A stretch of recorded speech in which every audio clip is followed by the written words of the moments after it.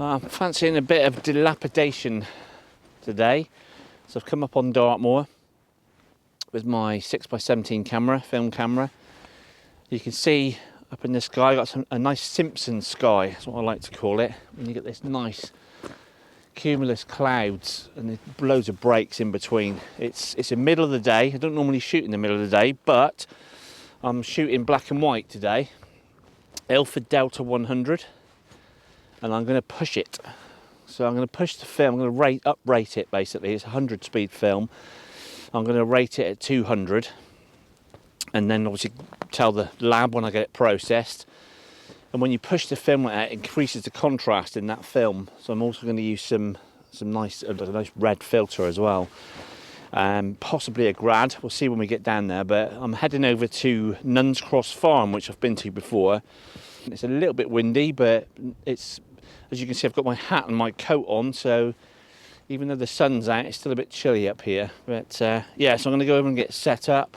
But it should be good. Nice contrasty, gritty scene.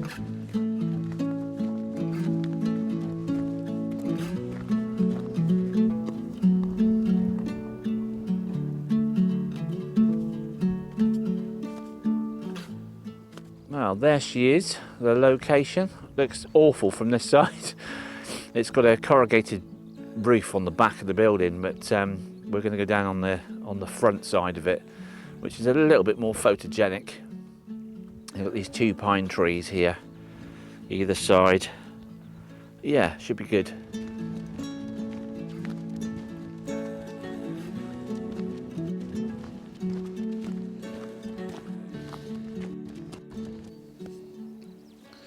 So here's Nuns Cross, the cross itself. I believe, I'm pretty sure I'm right in saying this, that these were placed as markers by the monks, which link all these towns together. They were all mining towns, tin mining towns originally. Ashburton, Princetown. I think I'm right in saying that. I might be wrong. I'm sure I'll be corrected. But yeah, this is the cross itself. And then we down to Nuns Cross Farm, which I believe is still used as a bunkhouse occasionally, but it's always empty when I come down here, which is good.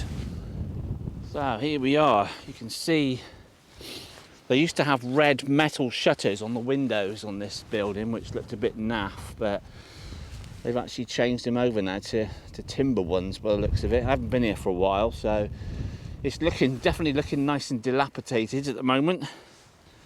You've got this lovely gate here as well. I'm going to open up my Viewfinder preview app just to get a couple of compositions. I've always shot in either 5x4, I've shot in 6x7 and 35mm as well, but with a panoramic format. I've not done it here in panoramic, so just try and get my composition lined up first. It looks really nice today. So I've got my composition, which is good. Got this wall here which leads through the shot left to right. Got the gate and the house just off centre, and the tree behind it as well, with a nice sky above. The light is over this way, so it's kind of behind me, so it's front lighting the actual farmhouse. So it's nice. It's got some nice contrast here in the wall, and obviously the building itself and the sky. Like I say, the plan is I'm going to use a red filter or an orange filter. I'll see what it looks like, just to boost up the contrast even further. And by pushing that film, it'll increase the grain in the film, and it'll give it a nice contrast in the sky as well. So that's the plan. So I'm going to get set up and get my composition set up on the camera.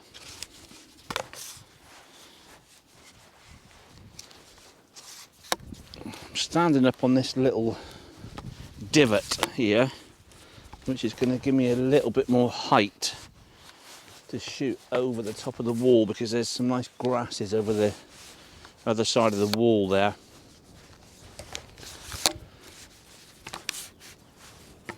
So hopefully this will give me some extra height.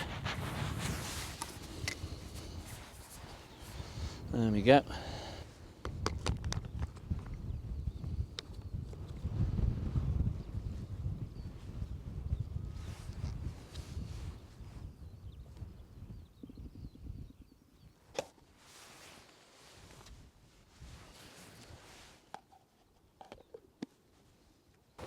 This should be fun in this wind.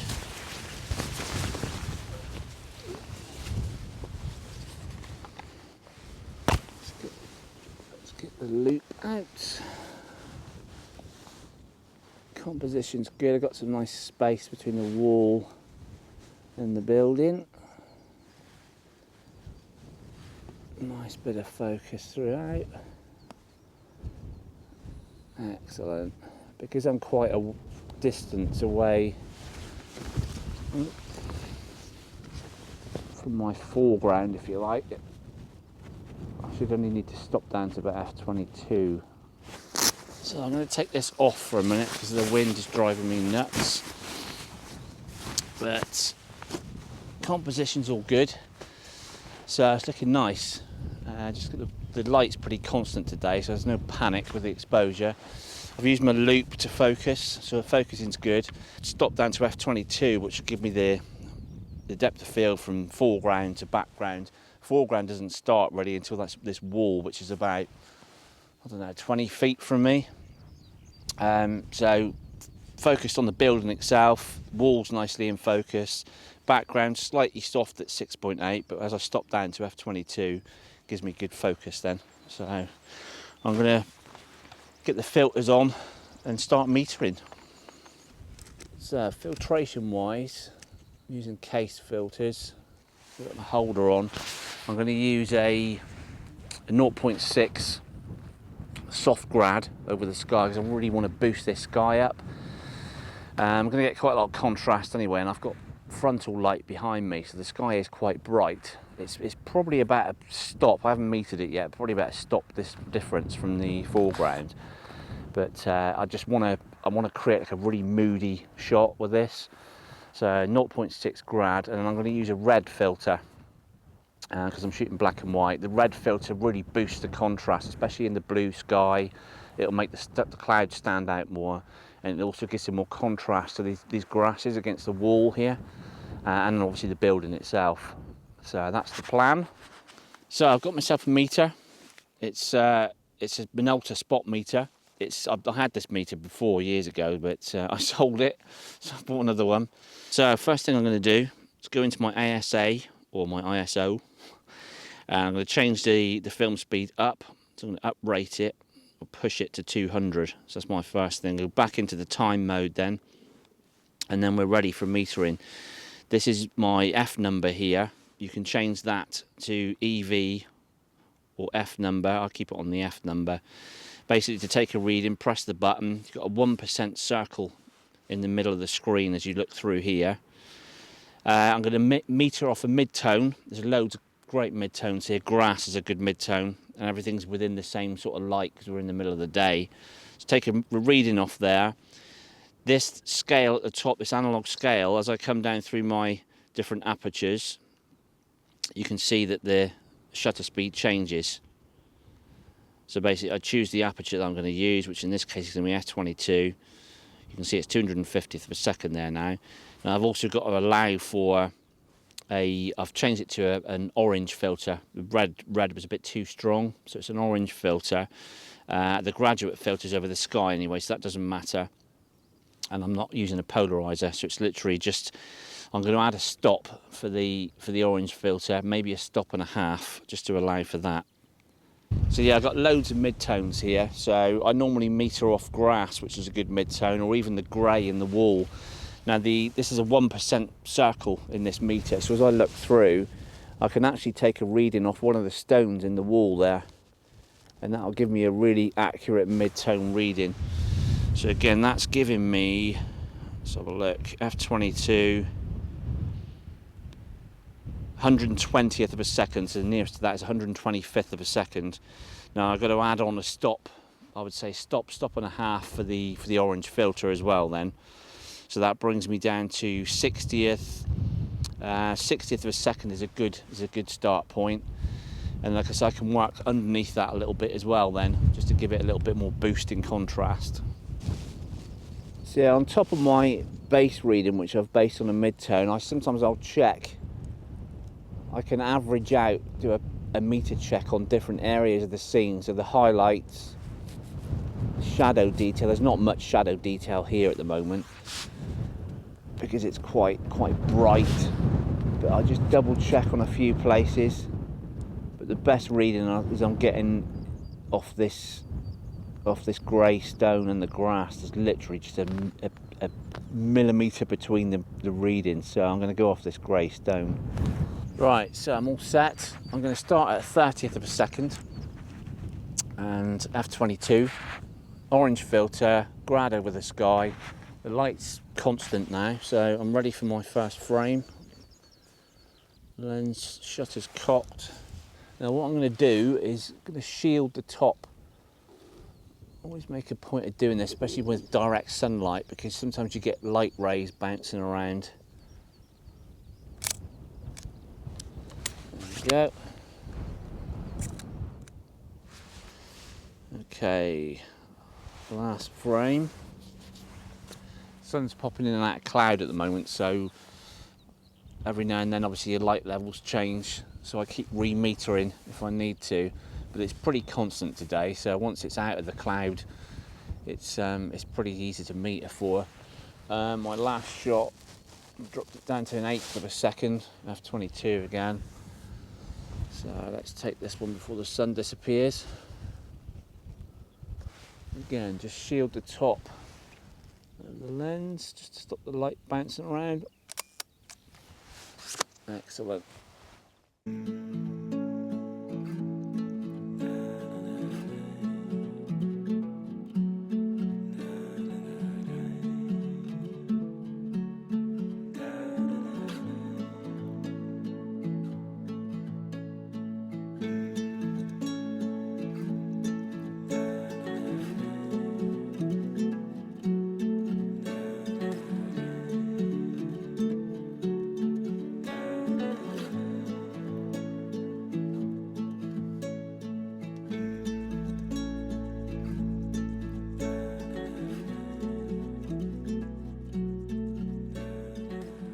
But a couple of people wandering through while I've been shooting, they kind of see this thing on the tripod and it's like, what the hell's that?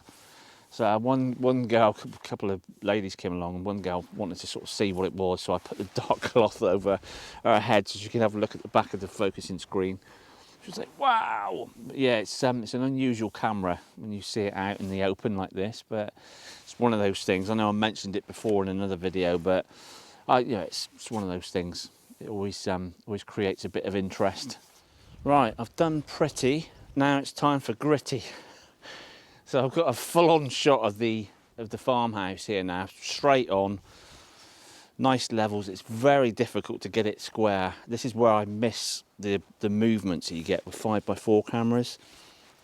It's as soon as you start tilting the camera back, you get a bit of problem with upright and verticals. So you can see, I don't know if you can see in the background, I'm 6'2". My tripod is now, the camera height is now probably about 6'5". So I've got a rock on the ground, which I'm having to stand on to dial in the settings for the shutter speed and apertures, which is a bit of a pain. So yeah, pretty much constant light readings again from here, because the light hasn't really changed. It's a really nice shot. I quite like this shot. I've got the orange filter on again, got a nice sky above. There's a few clouds that I'm waiting for to drift across the top of the building, but yeah, it's looking nice. So got my shutter speed and everything set in and ready to go. So this time I'm metering off the actual face of the building, so that's given me a 1/60th of a second. Obviously with the orange filter I'm going to allow about a stop.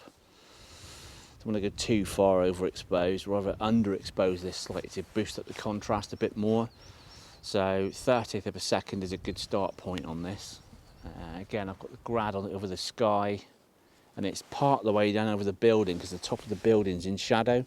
So what I've done is I've brought the grad line right down pretty much to the floor because I really want to boost this and get a like, gritty scene. So yeah, 1/30th of a second, stand on my rock to dial in the exposure. What have we got there? Yeah, there we go. Ready to go. Right, final frame. my base reading was 30th of a second, so I allowed a stop for that orange filter.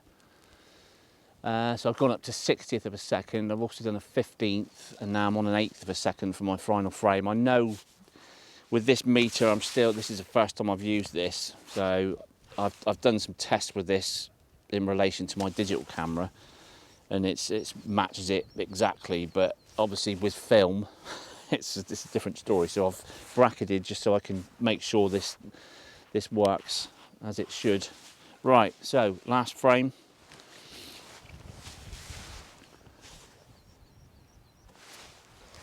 Again, the light's disappeared now, so I'll pop that back down again. Waiting for the light. I prefer this shot to the first one that I took. It's a little bit more gritty and straight on, no messing around. I'm just a little bit concerned about I haven't got enough height, even though it's at 6'5" now. It's still not quite high enough. So I've had to tilt the camera back very slightly, but even that slight tilt has made some of the verticals unvertical.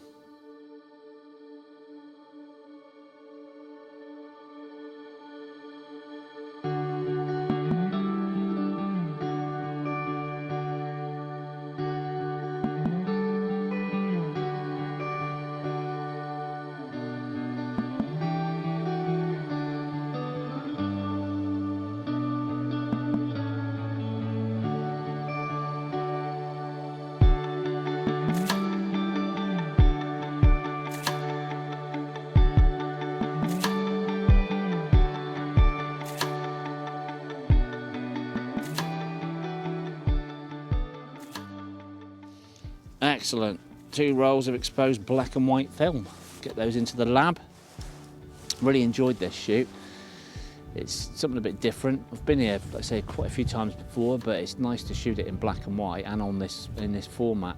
And this shot particularly, I haven't done this before, sort of full on, so be interested to know what you think. Right, well, I'm going to pack up now and head back.